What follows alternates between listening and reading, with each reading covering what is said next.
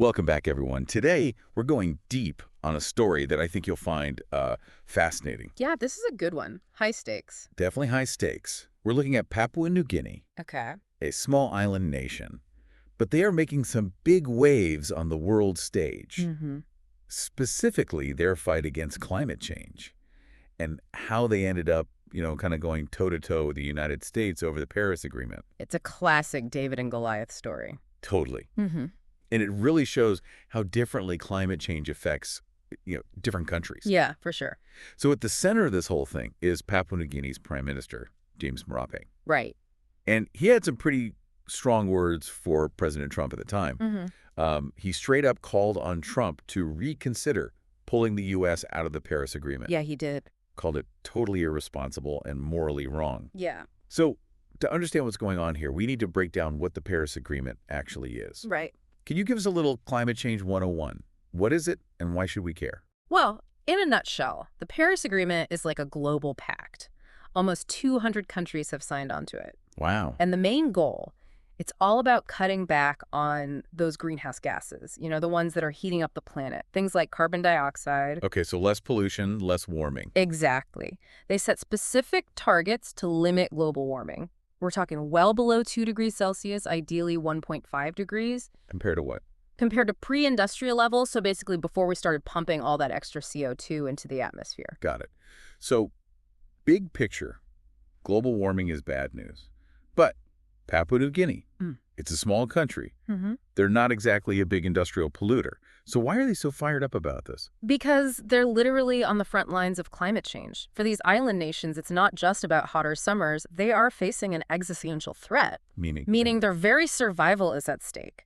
Rising sea levels are eating away at their coastlines, flooding homes, contaminating fresh water. We're talking about entire communities having to relocate. Roads, hospitals, all that vital infrastructure, it's at risk of being swallowed by the ocean.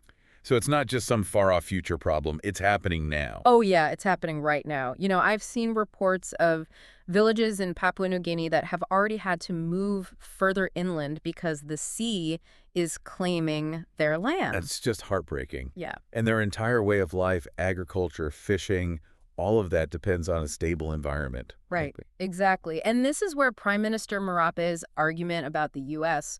really hits home. He basically pointed out the irony of it all. The U.S., historically one of the biggest emitters. Right. Pulling out of this agreement.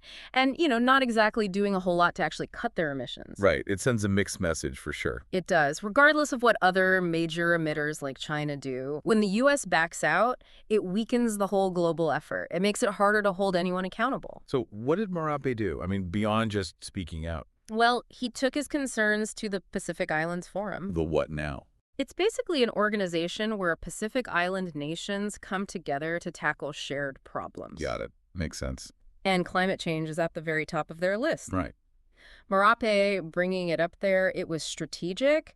He was looking for that regional solidarity, showing the world that this isn't just a Papua New Guinea problem, it's a threat to the entire region. Yeah, strength in numbers. Exactly.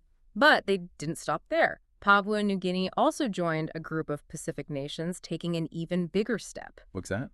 They went to the International Court of Justice, the Yeah. ICJ, to get a legal opinion About what? about the obligations countries have to protect each other from climate change. Whoa, that feels kind of last resort-ish. Like things are getting serious. It's definitely a bold move. The ICJ, it's also known as the World Court. It's like the top court for the United Nations. Yeah. So these Pacific nations, they're asking some pretty big questions like, do countries have a legal duty to prevent climate harm to other countries? And if they don't, what are the consequences? So you're saying this could actually change how we deal with climate change legally?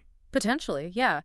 It's part of a bigger trend we're seeing where people are using the courts to address climate change. Interesting. We're seeing more and more lawsuits being filed, holding governments and corporations accountable for their actions or, inaction.